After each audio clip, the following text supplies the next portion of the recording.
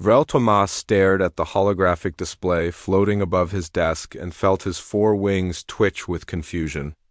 The Corthian cartographer had spent the last 30 years mapping the known galaxy, documenting every star system, every nebula, every corner of explored space. But today, he had found something that made no sense at all. The galactic map showed everything in perfect detail. The Vorathi Empire stretched across 2,000 star systems, each one documented with precise coordinates. The Mexwrathi Trade Confederation sprawled across 3 spiral arms, every trading post marked and verified.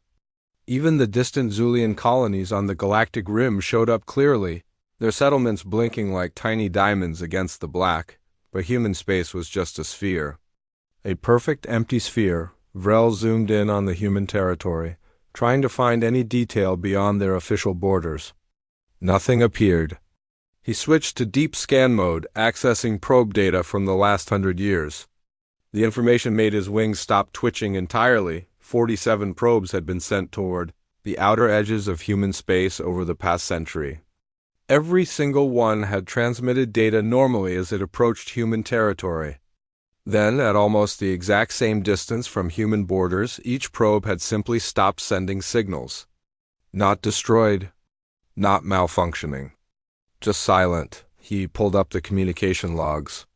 The probes had crossed into what should have been empty space at the edge of human claims.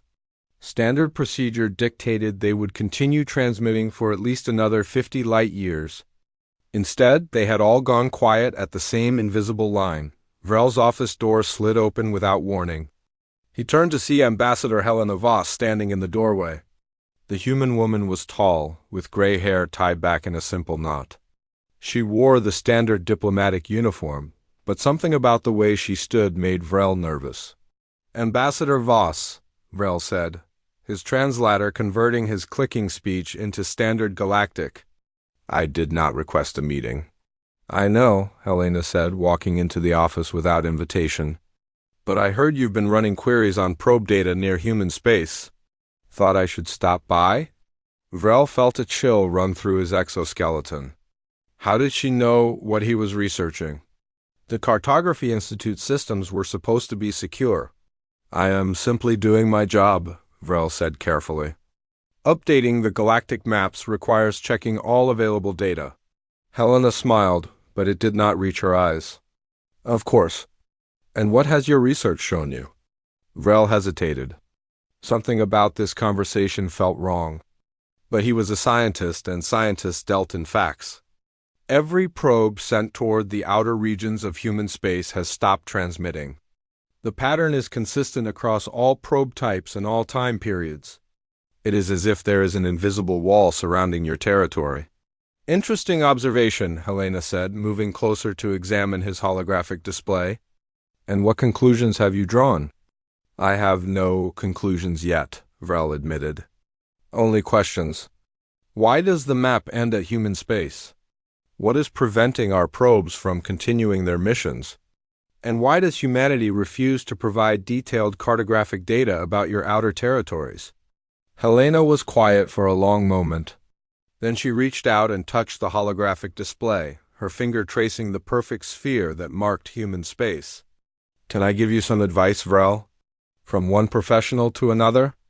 "Of course. Stop looking." Helena's voice was soft but firm. "Some mysteries exist for good reasons.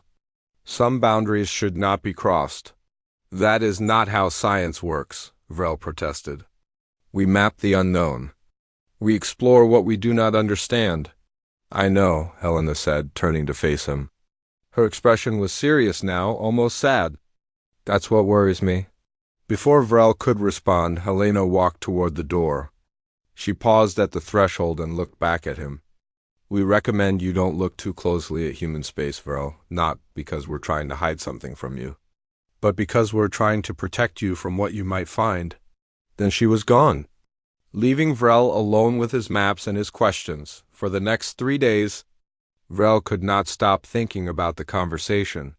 He threw himself into his research with renewed intensity. He accessed historical records, searching for any mention of anomalies in human space. What he found only deepened the mystery. 47 civilizations had attempted to map human territory over the past 8 centuries. None had succeeded. Each attempt had ended the same way: probes going silent, survey ships losing contact, entire expeditions vanishing without trace. And in every case, humanity had issued the same polite warning: stay away from our outer borders. On the 4th day, Vrel made his decision. He submitted a formal report to the Galactic Council, detailing everything he had discovered. The response was immediate and explosive. Within hours, he was summoned to appear before the full council. Vrel stood in the massive chamber, surrounded by representatives from every major civilization in the galaxy. The Varathi delegates sat in their heated seats, their reptilian eyes watching him with interest.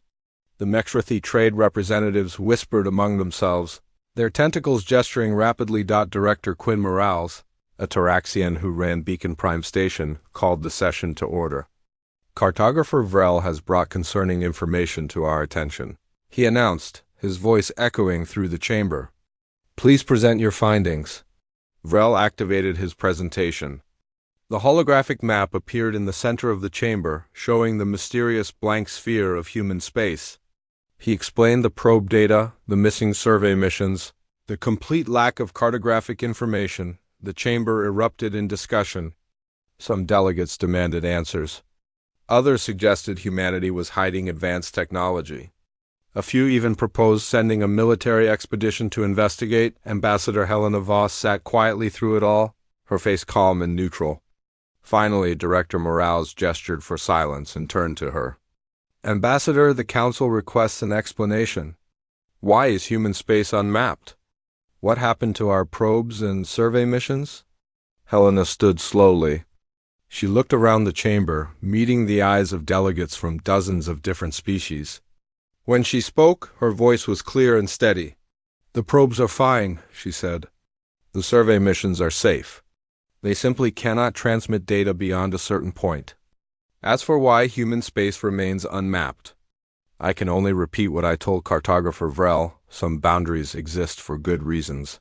That is not an acceptable answer, Captain Rethkallen of the Varathi military said, rising from his seat. The large reptilian officer glared at Helena with obvious anger. You cannot claim territory and then refuse to explain why it cannot be observed. It violates every principle of galactic cooperation. We're not refusing to explain, Helena said calmly. We're refusing to let you make a mistake you cannot undo. A threat? Callan demanded. A warning, Helena corrected. The same warning we've given for 800 years. The same warning that has kept countless civilizations safe. The chamber fell silent. There was something in Helena's tone that made even the angriest delegates pause. She was not angry or defensive. She was simply stating facts. The Galactic Council will discuss this matter, Director Morales announced. Ambassador Voss, you are dismissed. Helena nodded and left the chamber. As she passed Vrel's position, she leaned close and whispered, Be careful what you wish to discover. That night, Vrel returned to his quarters to find an anonymous data package waiting in his secure terminal. He almost deleted it, but curiosity got the better of him. He opened the file. Inside were records he had never seen before. Deep archive files, some centuries old. All of them told the same story. 47 civilizations had tried to map human space. 47 civilizations had sent expeditions into the darkness beyond human borders. And while the expeditions had eventually returned, not a single member could remember what they had seen. Their ships' data logs had been completely erased. Their memories stopped at the moment they crossed into deep human territory and resumed only when they found themselves back at their starting points. Vrel's wings began to twitch again as he read the final file. It was a message just 3 sentences long. They are not expanding. They are not hiding. They are protecting us from something we are not ready to understand. Trade Prince Dalvin Kerr was not the kind of being who accepted mysteries.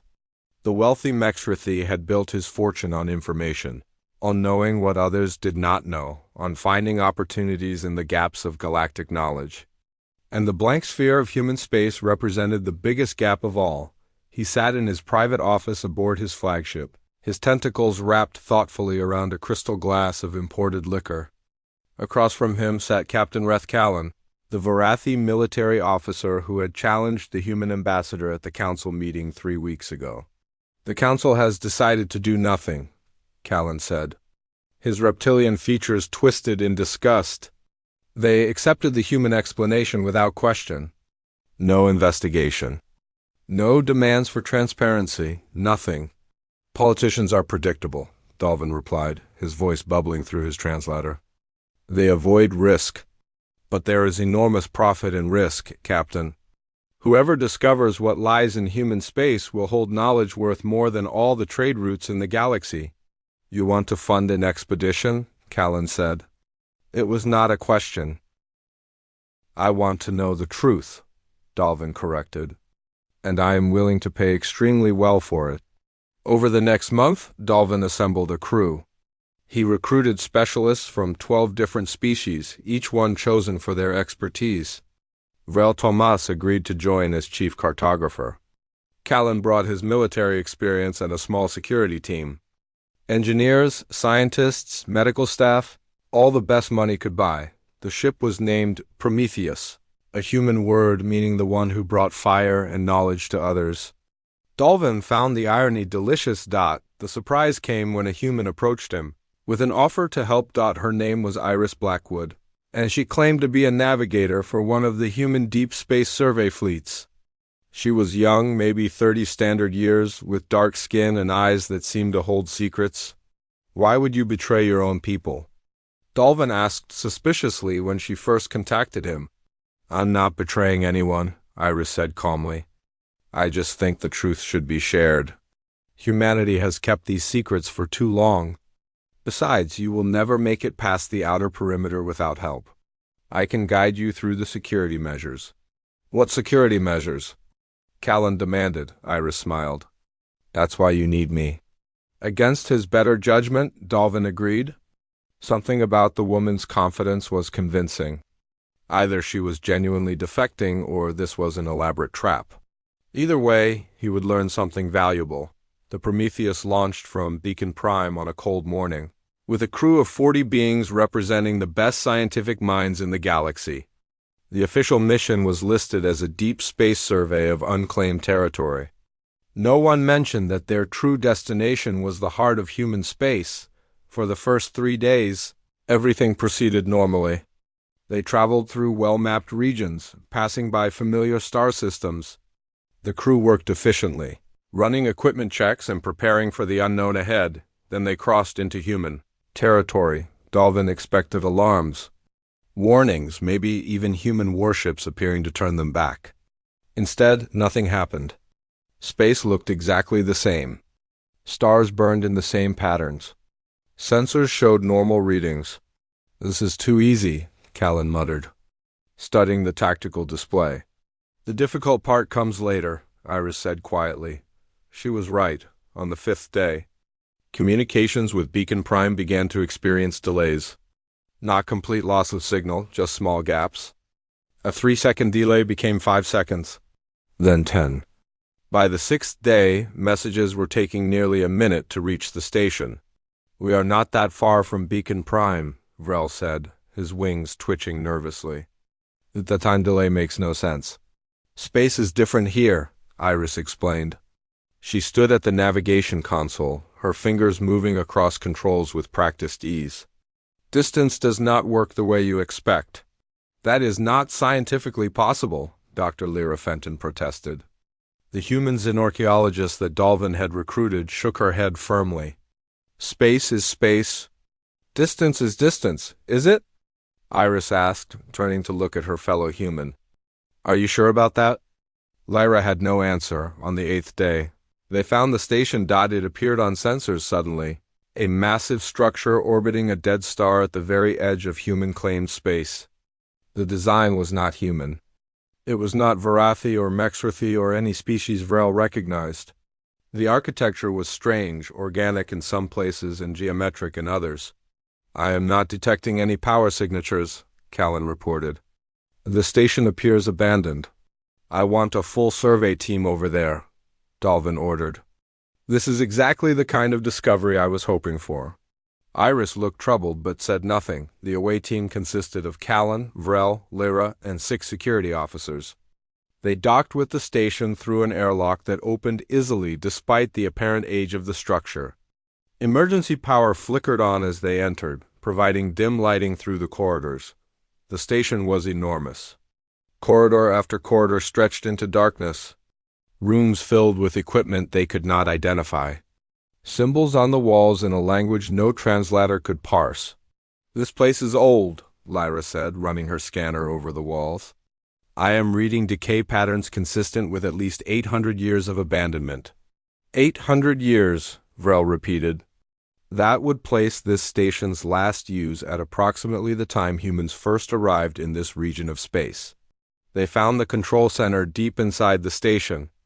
The room was filled with displays showing star maps, though the constellations were arranged differently than any modern chart. In the center of the room stood a pedestal with what looked like a data storage device. Callan approached it carefully. "Can we access this?" Lyra connected her portable terminal to the device. After several minutes of work, she gasped. "I have something. It looks like log entries." "Play them," Dalvin commanded over the com channel from the ship. The logs told a story. The station had belonged to a civilization called the Thren. They had been explorers, pushing into unknown regions of space.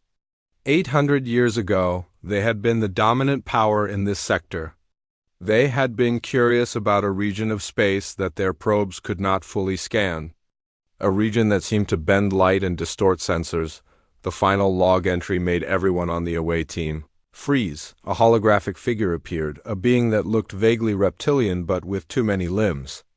It spoke in a language the translator struggled with, but eventually the words came through. "We have decided to investigate the anomaly ourselves. Our probes have been failing for 3 years now, and we must know what lies at the heart of this darkness. The other species warn us to stay away, but we are Thren. We do not fear the unknown. We will find what hides in that space and claim it for our empire. They say something lives there. They say something watches. Let it watch.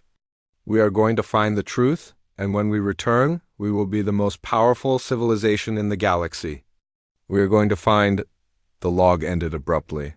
"What happened to them?" One of the security officers asked nervously. "They never returned," Lyra said quietly. "This station was abandoned. The Thren are not listed in any modern galactic registry. They are gone." Vrel felt his wings begin to tremble. "They went into the region we are now exploring. They went looking for answers. And they disappeared?" Back on the Prometheus, the crew held an emergency meeting. Some argued for turning back immediately. Others insisted they continue. They had come this far. Surely the Thren had simply been unprepared, careless, unlucky. Dalvin listened to all arguments, then made his decision. "We continue, but carefully." Iris stood at the back of the room, her expression unreadable. On the 10th day, they detected something on long-range sensors. At first, Callan thought it was a glitch. The sensors showed a massive object ahead of them, but it did not appear on any frequency except one. A frequency so low that it was barely detectable, operating far below what normal scanning equipment measured. "What is that?" Dalvin demanded. "I do not know," Callan admitted. "It is huge.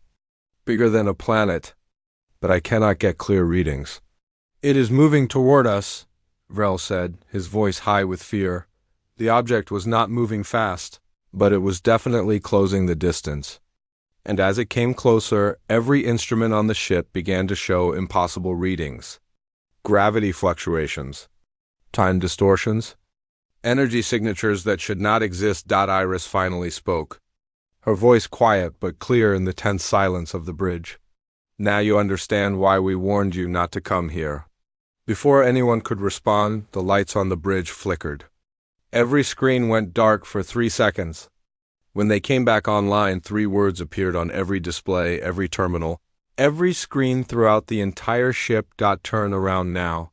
The message appeared in every language simultaneously. Perfect translation for every species aboard. And it had not been sent from outside the ship. It had appeared directly in their systems, bypassing every security measure. Every firewall, whatever was out there, had just touched their ship without permission. And it wanted them to leave. The message stayed on the screens for exactly 10 seconds before fading away. In the silence that followed, nobody moved. 40 crew members from 12 different species stood frozen at their stations, staring at displays that now showed normal readings as if nothing had happened. "How did that get into our systems?" Callan finally asked, his voice tight with controlled panic. "It did not get in," one of the engineers said, his translator making a zillion clicking sound frantic. "That message appeared everywhere at once, in systems that are not even connected to each other. My personal datapad showed the message, and it is not linked to the ship network." Dalvin turned to Iris, his tentacles coiling with barely controlled anger. "You knew this would happen." "I knew something would happen," Iris admitted. She stood calmly at her navigation station, seemingly unbothered by what had just occurred. "This is your last chance to turn back. After this, there are no more warnings." "We should listen to her," Vrel said quickly. His wings were vibrating so fast they created a humming sound. "Whatever sent that message can access our systems without touching them. That level of technology is beyond anything in the known galaxy. Or it is just a human trick," one of the Mexrithi scientists suggested. "A sophisticated hologram designed to scare us away." Before anyone could debate further, Engineer Paxtolan suddenly abbed his head and cried out in pain. The Zulian stumbled backward, colliding with his console. Other crew members rushed to help him. "What is wrong?" Dr. Lyra Fenton asked, scanning him with her medical device. "Sound," Pox gasped. "There is a sound. Can you not hear it?" "I hear nothing unusual," Lyra said, checking her scanner readings. "Your vital signs are elevated, but there is no indication of any acoustic trauma." "It is not that kind of sound," Pox insisted. He was trembling now, his compound eyes unfocused. "It is below hearing. Below everything. It is like the universe itself is humming." Over the next hour, 3 more crew members reported hearing the same thing. All of them were from species with enhanced sensory capabilities. The Zulians with their compound eyes, a Corthan engineer with electromagnetic sensitivity. They all described the same phenomenon, a frequency that should not exist, operating below the threshold of normal perception. "We need to leave," Callan said. And coming from the aggressive military officer, the suggestion carried weight. "Now, whatever is out here is affecting our crew." Dalvin started to agree. "Then every system on the ship died, not failed, not malfunctioned. Simply stopped working, the engines went silent. Life support continued, but the displays went dark. Gravity remained, but navigation was offline. It was as if the ship had been very carefully, very precisely shut down. They drifted in the darkness for 3 minutes that felt like 3 hours. Then, with no warning, everything came back online, but something was different. "Captain," the helmsman said, her voice shaking. "We are moving." "What do you mean, moving?" Callan demanded. "The engines are offline." "I know," she said, "but we are moving. Look at the navigation display." She was right. The ship was traveling through space at impossible speed. Not faster than light in the traditional sense. The stars outside were not streaking past. Instead, they seemed to be bending around the ship, flowing past like water around a stone in a river. "Where are we going?" Dalvin asked. Nobody had an answer. Iris stood at her station, and for the first time since joining the expedition, she looked genuinely frightened. "They are pulling us in," she said quietly. "I thought they would just send us back. I thought we would be like the others. But we have come too far." "Who is pulling us in?" Vrel demanded. "Who are they?" "I do not know," Iris admitted. "Humans have never gone this deep. We guard the outer boundary, but we have never seen what lies beyond. We just know that it exists. We know that it is watching. And we know that it made us an offer 800 years ago." Before anyone could ask what she meant, a human ship appeared beside them. It did not arrive through normal space. One moment there was nothing. The next moment, a sleek human vessel was matching their velocity exactly. A communication request came through. Callan accepted it immediately. Two humans appeared on the main screen. A man in a civilian research uniform and a woman in military gear. They both looked deeply worried. "This is Dr. Marcus Webb of the Human Perimeter Research Division," the man said. "I am here with Lieutenant Kara Stone. We are formally requesting that you shut down your engines and allow us to tow you back to safe space." "Our engines are already shut down," Dalvin said. "And we are not in control of our ship. Something is pulling us deeper into this region." Marcus and Kara exchanged glances. The fear on their faces became more pronounced. "That should not be possible," Marcus said. "They always send ships back, always. In 800 years they have never pulled anyone in. What is pulling us?" Callan asked. "What is out here?" "We do not know," Lieutenant Kara said. "And that is the truth. Humanity has never gone beyond the perimeter. We were told not to. We were told that if we respected the boundary, we could continue to exist in peace. So we became the guards? We keep others away, and in return they leave us alone." "Who told you this?" Rel asked. "They did," Marcus said simply. "The ones who live in this space. The ones who were here long before any of us." The human ship tried to lock a tractor beam onto the Prometheus, but it failed. Whatever force was moving the expedition ship did not allow interference. Marcus and Kara could only follow alongside, equally helpless. For 6 hours they traveled through impossible space. The stars outside stopped looking like stars. They became strange geometric patterns, then swirling colors, then something that hurt to look at directly. Crew members stopped watching the view screens.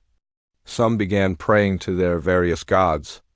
Others sat in silence, processing what was happening. Pax Tolan, the engineer who had first heard the sound, approached Iris. "You knew this was a possibility," he said. His voice was surprisingly calm now, as if accepting his fate. "You came anyway. Why?" "Because somebody needed to understand," Iris said. "My people have kept this secret for centuries. We have warned and blocked and guarded. But secrets have a way of eating at you. Someone was going to push through eventually. I volunteered to be here when it happened." "You're very brave," Pax said. "Or very foolish." "Both, probably," Iris agreed. Then the ship stopped. They had arrived at a region of space that appeared completely empty. No stars, no planets, no light. Sensors showed nothing in any direction. It was as if they had reached a pocket of absolute nothingness. "Where are we?" Dalvin whispered. The answer came immediately. A holographic figure materialized in the center of the bridge. It was not transmitted through any system. It simply appeared, as solid-looking as any crew member, but clearly not physical. The figure was humanoid in the most basic sense, but wrong in ways that were hard to define. Too many joints in the limbs. Features that shifted when not looked at directly. Eyes that contained depths no physical being should possess. "You have come far," the figure said. Its voice did not come from any speaker. It came from everywhere and nowhere, vibrating through the ship itself. "Farther than any in 3,000 cycles. We are curious why." Every translator in the ship went silent. Whatever language the entity was speaking, it was being understood directly, bypassing the need for translation. "We seek knowledge," Dalvin said, forcing his voice to remain steady. "We want to understand why human space cannot be mapped. We want to know what exists here." "You want to know?" the figure repeated. It moved closer to Dalvin, studying him with those impossible eyes. "Wanting to know is dangerous. Knowledge changes. Knowledge destroys. Your people, the Thren who came before, the 17 species before them, all wanted to know, what happened to them?" Vrel asked. The figure turned to look at the Korthian cartographer. "They learned. And learning made them different. They could not return to ignorance. Some went mad. Some evolved beyond their original forms. Some simply chose to remain here, studying what we offer to teach. None of them went home the same. We will take that risk," Callan said, though his voice shook slightly. The figure seemed to smile, though it had no mouth in the traditional sense. Yes, that is what they all said. Very well, you will see. You will understand. And then you will make a choice. What choice? Iris asked. Whether to carry the burden of knowledge back to your people, the figure said, or whether to let it go and return to comfortable ignorance. The hologram gestured, and the empty space around them suddenly was not empty anymore. Structures appeared. Not ships or stations, but constructions that defied description.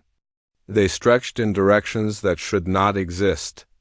They were simultaneously microscopic and larger than galaxies. Some appeared to be made of folded space itself. Others seemed to be constructed from compressed time. Among the structures moved beings. Some were similar to the holographic figure. Others were stranger still. Things that existed in multiple dimensions at once. Entities that flickered between states of matter and energy. Intelligences so vast that watching them hurt the mind. This is what lies beyond your maps, the figure said. This is what humanity agreed to hide. Not because we demanded it, but because they understood the danger of unprepared minds encountering us. Why do you hide here? Dr. Lyra asked, her scientific curiosity overcoming her fear. Why not reveal yourselves to the galaxy?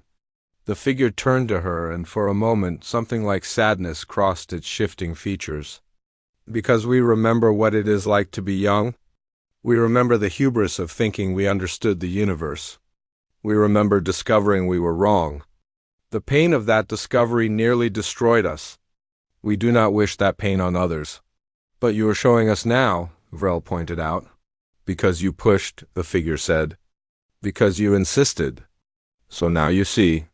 Now you understand why humanity guards our privacy. They did not conquer us. They did not bargain with us. They simply listened when we asked them to help protect the young species from rushing toward knowledge they were not ready to possess. The figure began to fade. You will return now. The choice of memory is yours. The holographic figure did not disappear immediately. It stood in the center of the bridge, watching the crew of the Prometheus with those impossible eyes. Around the ship, the structures continued their incomprehensible movements through dimensions that should not exist. Before you choose, the figure said, you should understand what you are choosing. With a gesture, the empty space around them transformed. The crew found themselves looking at images, memories, historical records that flowed directly into their minds without the need for screens or displays. They saw humanity's first contact with the entities. 800 years ago, a small human exploration ship had wandered into this region by accident, pushed off course by a solar storm. The crew of 15 had been terrified when their instruments stopped working and they found themselves face to face with beings that should not exist. But instead of attacking or fleeing, the human captain had done something unexpected. She had apologized for the intrusion. The entities had been curious about this response. Most species that encountered them reacted with aggression or desperate attempts to escape. But the humans had simply said they were sorry for disturbing anyone, and asked politely if they could leave. A conversation had begun. The entities explained they were older than most of the current galactic civilizations. They had withdrawn from the wider galaxy thousands of years ago, seeking solitude to pursue research and understanding that required isolation. They meant no harm, but they did not wish to be disturbed. The human captain had understood immediately. She promised that humanity would respect their privacy. In return, she asked only that the entities not harm any ships that accidentally wandered into their space. The entities had agreed. More than that, they had offered humanity a gift. Knowledge of how to detect the boundary of their territory, and technology to gently redirect any ships that approached too close. Humanity could guard the border, keeping the curious away, and in return, the entities would leave human space completely alone. It was not a treaty. It was not a trade agreement. It was simply two groups of intelligent beings respecting each other's wishes. For 800 years, humanity had kept that promise. They had built their civilization around this single task. The mysterious blank sphere on the galactic maps was not a secret they kept to gain power. It was a secret they kept because they had given their word. The images faded. The crew of the Prometheus stood in silence, processing what they had learned. But others have come here before, Vrel said slowly. The Thren, the 17 species before them. What happened to them? The figure gestured again, and new images appeared. The crew saw ships arriving in this space just as they had. But these ships had come with aggression. They had come with weapons, with the intention of claiming whatever existed here for themselves. Or they had come with an arrogance that demanded answers, that insisted on their right to know. The entities had not destroyed them. Instead, they had shown them the truth. All of it. The complete, unfiltered reality of what existed in this space. Knowledge so vast and so strange that unprepared minds could not hold it. Some crews had gone mad, their sense of reality shattered. Others had evolved, their consciousnesses expanding to try to contain what they had learned, transforming them into something no longer recognizable as their original species.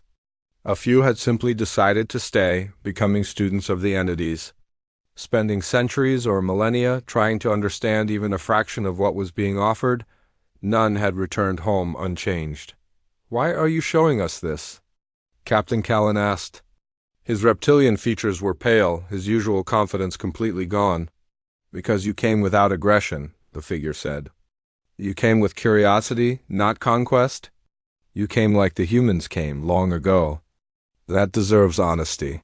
"And now we must choose?" Iris said. She was trembling slightly, but her voice was steady. "We can remember this or we can forget and go home." "Yes," the figure confirmed. "If you choose to remember, you will return to your people with full knowledge of what exists here. You will carry the burden of that knowledge for the rest of your lives. You will have to explain to your civilizations why this space must remain unmapped, why humanity's borders must be respected. Some will believe you. Many will not. You will be called liars, frauds, cowards. Your scientific credentials will be questioned. Your sanity will be doubted, and if we choose to forget?" Dalvin asked quietly. "You will wake up at Beacon Prime 3 hours after you left," the figure said. "Your ship will be intact. Your crew will be safe. You will remember only that you attempted to enter deep human space and experienced technical failures that forced you to turn back. No trauma, no lost time. No burden, you will live normal lives." The choice hung in the air like a weight. Dr. Marcus Webb, who had been listening from his ship still following alongside, spoke up. "I can tell you what most crews have chosen throughout history. Most choose to forget. The burden is too heavy. The knowledge is too strange. They go home, they live their lives, and the secret remains safe. But some choose to remember," Lieutenant Kara added. "Some decide that the truth matters more than comfort. Those few have helped humanity maintain the boundary. They understand why we guard this space. They become allies in keeping the curious away." "How do we decide?" Vrel asked. His wings had stopped twitching. He sounded exhausted. "Each of you decides individually," the figure said. "But the choice of one affects all. If even one chooses to remember and speak, the secret spreads. If all choose to forget, the mystery continues for another generation."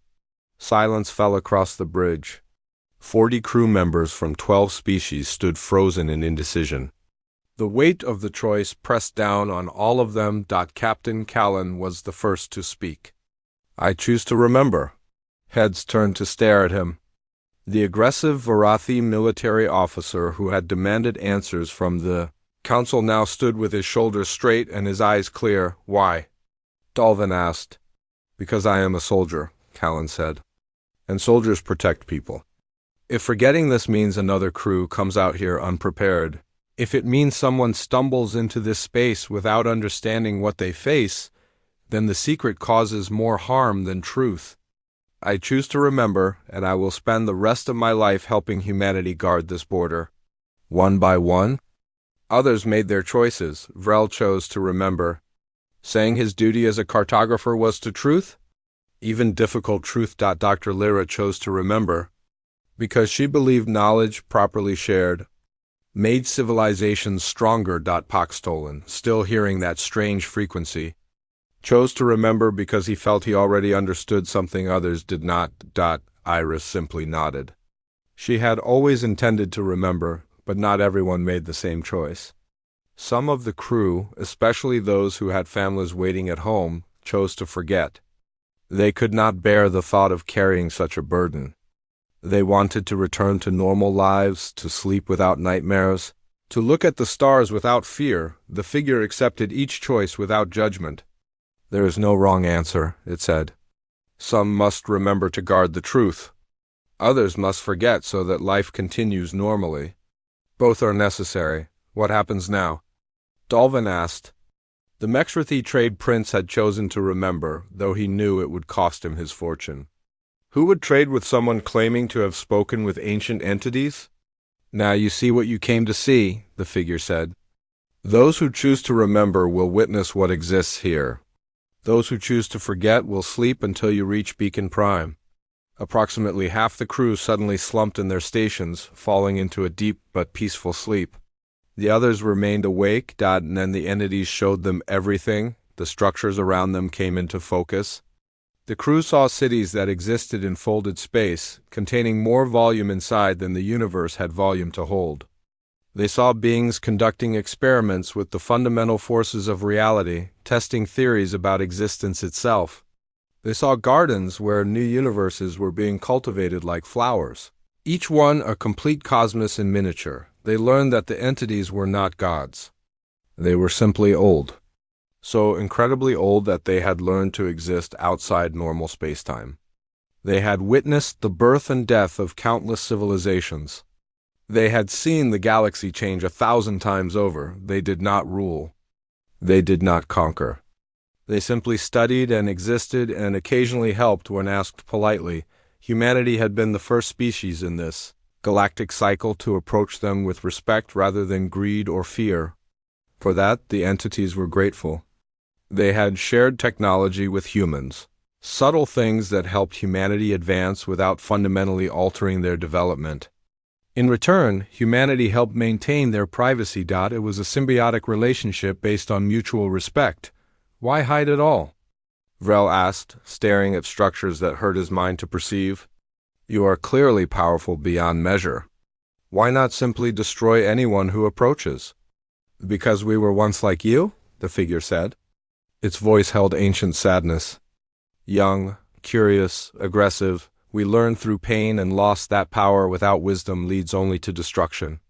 We withdrew not from fear, but from regret. We harmed many species before we learned to be gentle. Now we simply wish to exist quietly and hope that younger species find their own path to wisdom without repeating our mistakes. The vision began to fade. The impossible structures grew distant. The entities retreated back into whatever dimensions they normally occupied. You will return now, the figure said. Those who remember will carry our gratitude and our hope that you use your knowledge wisely. Those who forget will carry our blessing for peaceful lives. And humanity will continue to be our neighbors and our friends. One question, Captain Callan said quickly, before the figure could disappear completely. Why did you pull us in this time? Why show us this when you have simply sent others back before? The figure paused. Something like a smile crossed its shifting features. Because the human Iris asked us to. She believed it was time. She thought the galaxy was ready to know the truth. We trusted her judgment. She has proven worthy of that trust. Iris looked surprised, then thoughtful. I did not ask out loud. You did not need to, the figure said. Humanity has lived beside us for 800 years. We know your thoughts when you are in our space. We heard your hope that these people would understand. We agreed to try. Then the figure was gone, the Prometheus lurched, and suddenly they were moving again. But this time, the movement felt gentle, controlled. They were being guided back to safe space. The transition back to normal space was instantaneous and gentle.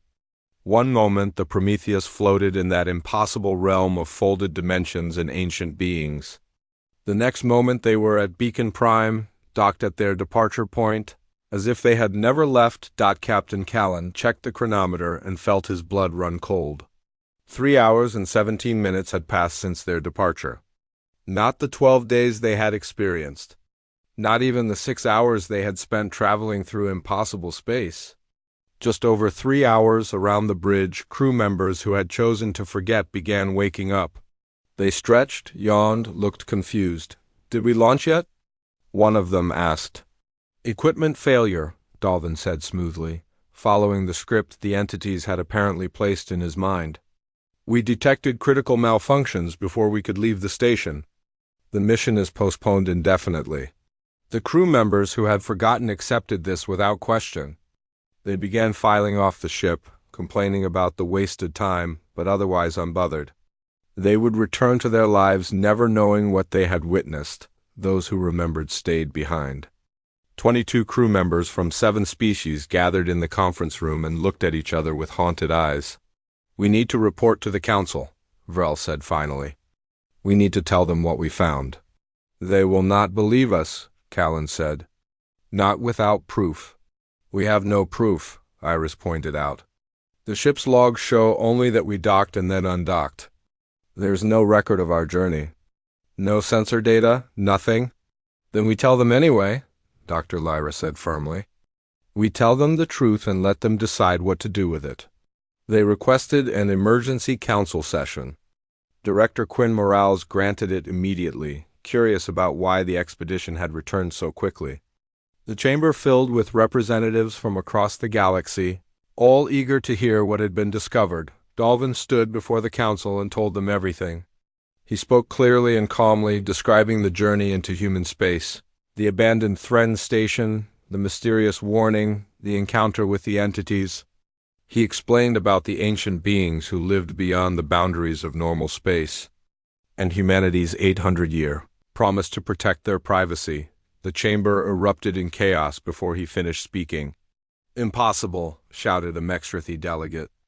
"You expect us to believe in invisible beings who live in folded space?" "It sounds like a fever dream," another representative said. "Or a human propaganda trick. Where is your evidence?" demanded a Corthan scientist. "Where are the sensor readings? The visual records?" "We have none," Callan admitted, standing beside Dalvin. "The entities do not allow themselves to be recorded. But I swear on my honor as an officer, everything we have told you is true." "Honor means nothing without proof," someone shouted from the gallery. The debate raged for hours. Some delegates believed the story, or at least found it plausible. Others dismissed it as fantasy or deliberate deception. A few suggested that the entire crew had been brainwashed by humans to spread false information. Ambassador Helena Voss sat quietly through it all, her expression neutral. When finally asked to speak, she stood and addressed the council with calm dignity. "I cannot prove that what Trade Prince Dalvin and his crew experienced is real," she said. "I have never seen the entities myself. Most humans have not. We simply know they exist because our ancestors made a promise to them, and we keep our promises. For 800 years we have guarded that border. We have warned others away. We have protected the galaxy from encountering something it may not be ready to understand." "So you admit you have been lying to us," a Vorathi delegate accused. "You claim security concerns? You said mapping was impossible due to spatial anomalies."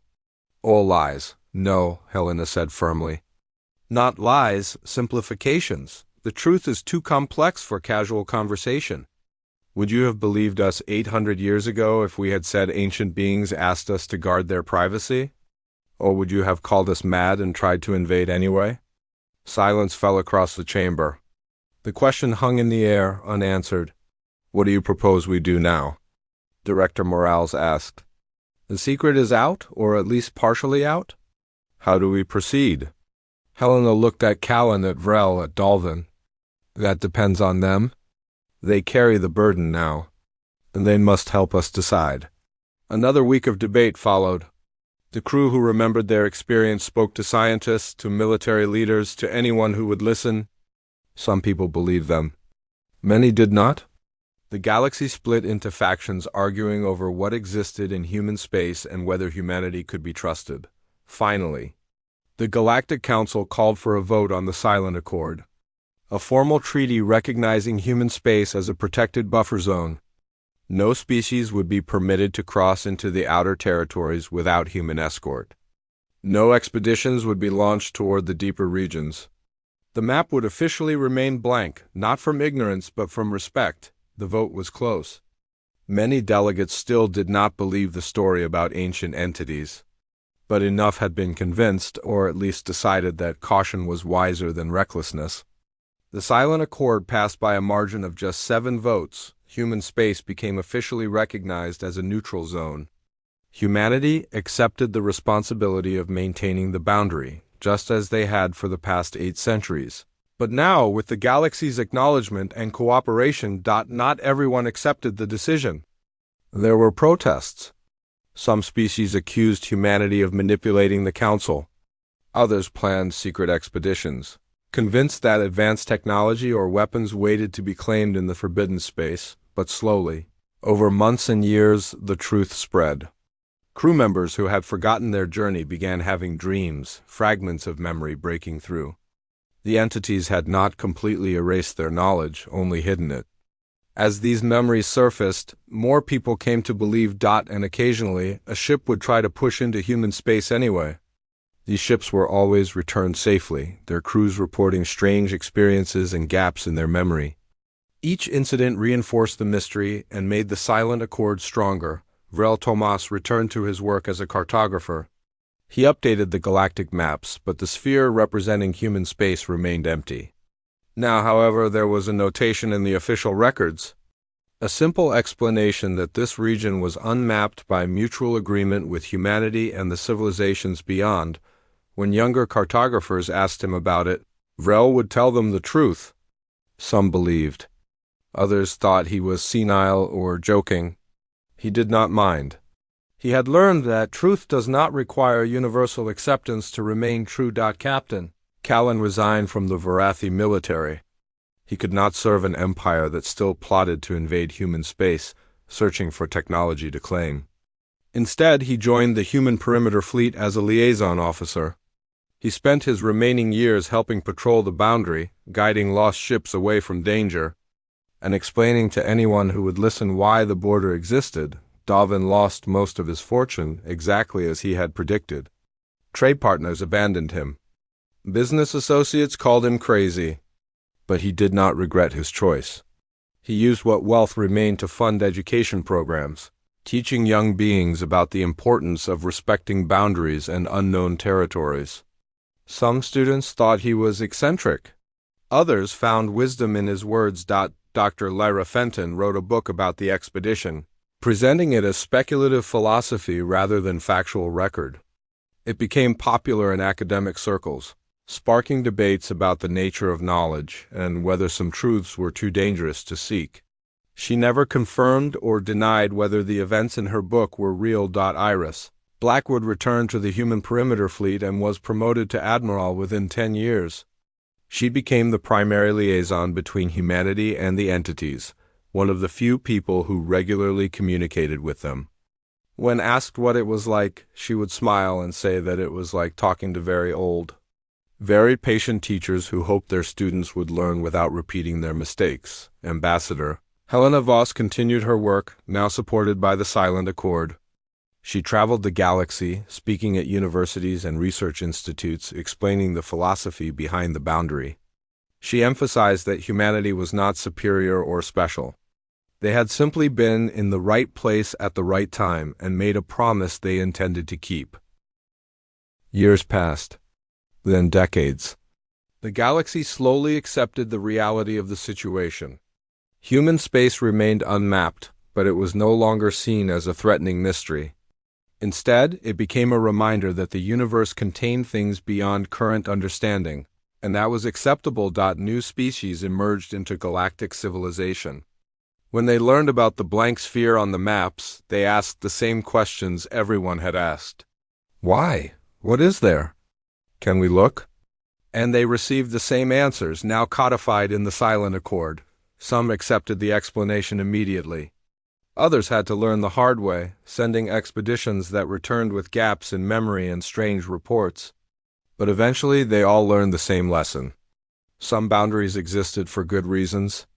Some mysteries were better left mysterious. On a cold morning 50 years after the Prometheus expedition, Vrel Tomas sat in his small apartment on Beacon Prime and looked at a holographic map floating above his desk.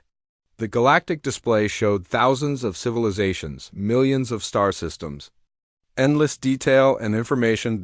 And at the heart of known space, a perfect sphere of emptiness marked human territory. He had spent decades updating maps, documenting the expansion of various species, tracking the growth of civilizations. But that sphere had never changed. It remained as it always had been, a blank space on the chart. A young Korthian student visited him that day, assigned to interview him for a history project about the Silent Accord. The student asked the question Vrel had heard 1,000 times. Do you regret looking? Do you wish you had chosen to forget? Vrel thought about the question carefully. He thought about the nightmares he had experienced over the years, dreams of impossible structures and beings that existed in too many dimensions. He thought about the friendships he had lost when people called him crazy. He thought about the burden of carrying knowledge that few believed. Then he looked at the map, at that empty sphere, and smiled. No, he said. I do not regret it, because now I understand something important. That blank space on the map is not an absence. It is not missing information. It is a choice. Humanity chose to be neighbors to something vast and strange, and they chose to be good neighbors. That is worth remembering. But we still do not know what is really there, the student said. We know enough, Vrel replied. We know there are beings older and wiser than us. We know they wish to be left alone. We know humanity respects that wish. What more do we need to know? The student had no answer. Vrel turned off the holographic display and looked out his window at the stars. Somewhere out there, beyond the reach of sensors and probes, ancient beings pursued research and knowledge far beyond current understanding. And humanity stood between them and a curious galaxy, keeping both sides safe. It was not a perfect system, but it worked. And sometimes, Vrel thought, that was enough. He received a message that evening from Admiral Iris Blackwood. It was brief, just a few words of greeting and an update on Border Patrol activities. But at the end, she added a line that made Vrel's wings flutter with quiet satisfaction. They wanted you to know they appreciate your work.